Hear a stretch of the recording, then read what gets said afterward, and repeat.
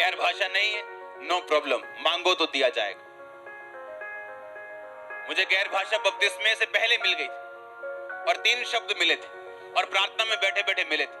और जब मैंने अपने पास्टर के पास जाके पूछा कि मुझे ये क्या हो रहा है, मैं प्रेयर में बैठा था, वैसे मेरे गैर भाषा मेरे मन में आई, मुझे मिल सकती है क्या, क्योंकि मैंने अभी बपतिस्मा नहीं लिया है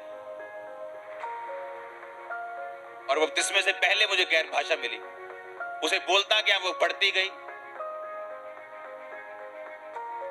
हालेलुया। आप गैर भाषा में प्रार्थना करेंगे, परमेश्वर आपको डिवाइन विजडम देगा, ईश्वरीय बुद्धि देगा, अगुवाई करेगा।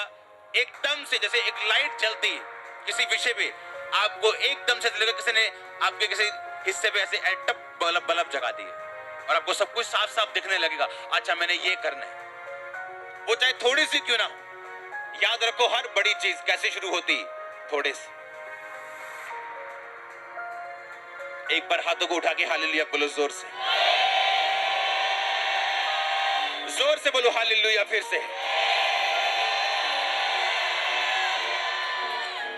आमीन। हर बंदे को गैर भाषा की जरूरत है। गैर भाषा आपकी खाली दुकान में कस्टमर्स भर सकती है,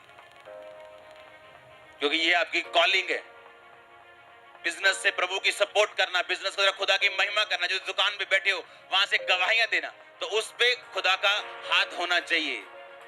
और गैर भाषा ऐसा कर सकती है।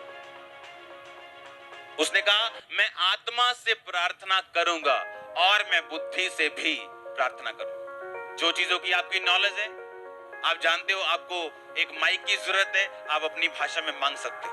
अब जिस चीज की आपको जरूरत है और आपको भी मालूम ना हो, वो कैसे मांगोगे आप?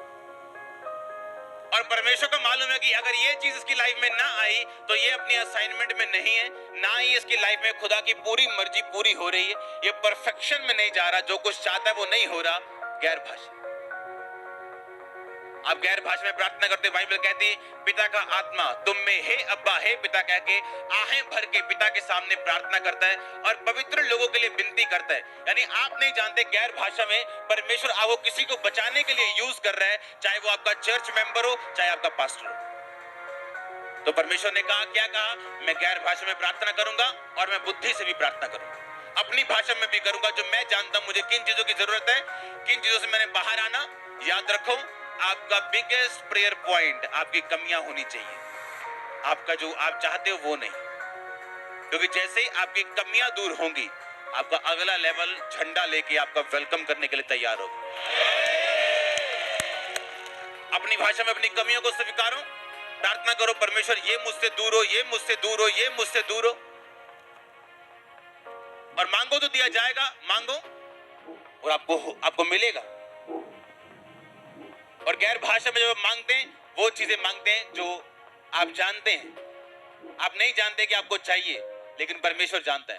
गैर भाषा में प्रार्थना करने के द्वारा वो चीजें रिलीज होती है आपकी लाइफ में। आप तैयार हो गैर भाषा को रिसीव करने के लिए?